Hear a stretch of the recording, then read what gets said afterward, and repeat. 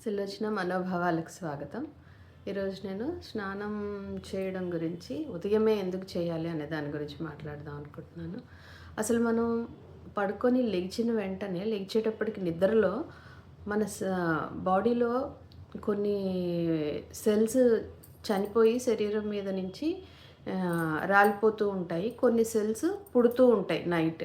కొత్త సెల్స్ పుడుతూ ఉంటాయి. పాతవి కొన్ని డెడ్ సెల్స్ రాలిపోతూ ఉంటాయి. కొన్ని శరీరానికి అంటుకుని ఉంటాయి. సో అందుకే లెగిసిన వెంటనే మంచం కప్పుకున్న దుప్పటి మడత పెట్టాలి, మంచం దుప్పటి దులిపి అప్పుడు లెగాలి అని పెద్దవాళ్ళు చెప్తూ ఉండేవారు. సో ఆ డెడ్ సెల్స్ మనం వెంటనే ఏ పని చేయకుండా బాత్రూమ్కి వెళ్ళి మొహం కడుక్కునేటప్పుడు అప్పుడు కనీసం మొహం, కాళ్ళు, చేతులు కడుక్కునన్నా బయటికి రావాలి. లేదా స్నానం పూర్తి చేసన్నా వంటగదిలోకి వెళ్ళాలి. లేదంటే మనం డైరెక్ట్ వంటగదిలోకి వెళ్ళిపోయి వంట చేస్తే గనక ఈ డెడ్ సెల్స్ అన్నీ మనం చేసే వంటలో పడే అవకాశం ఉంటుంది కాబట్టి అలా చేయొద్దు అని చెప్తారు. తర్వాత స్నానం ఏ నీళ్ళతో చేయాలి?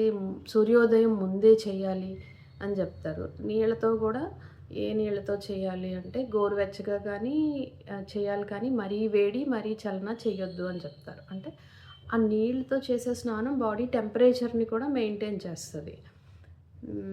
సో ఇప్పుడు జ్వరం వచ్చిందనుకోండి, తడిగుడ్డ ఎక్కువ చల్లటి తడిగుడ్డ చన్నీళ్ళు పోసేస్తారు కొంతమంది మీద.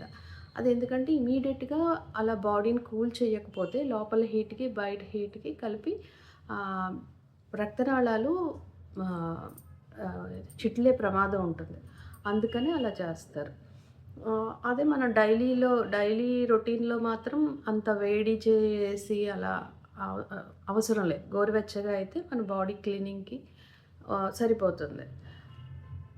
అదే మార్నింగే చేయాలి అని ఎందుకంటారంటే, మార్నింగ్ సూర్యుడు అస్తమించినప్పుడు ఆ వాటర్‌లోకి తన పవర్ అంతా వస్తది. మళ్ళీ ఉదయించినప్పుడు సూర్యుడు పవర్ అంతా తీసేసుకుంటారు. సో ఆ సూర్యుడి పవర్ ఉండగానే, నీళ్ళల్లో ఉండగానే మనం సూర్యోదయానికి పూర్వం మనం స్నానం చేయడం వల్ల ఆ వాటర్‌లోని పవర్ అంతా మనం తీసుకోవడం జరుగుతుంది. దాని గురించే ఉదయం చేయాలి అంటారు. మధ్యాహ్నం చేసామంటే గనక బాడీ టెంపరేచరు, ఆ టెంపరేచరు ఇంకా కొంచెం ఎక్కువే అవుతుంది కానీ బాడీ నార్మల్‌గా ఉండదు. కొంచెం డైజెషన్ ప్రాబ్లమ్స్ అవి వస్తాయి కాబట్టి అలా వద్దు అంటారు.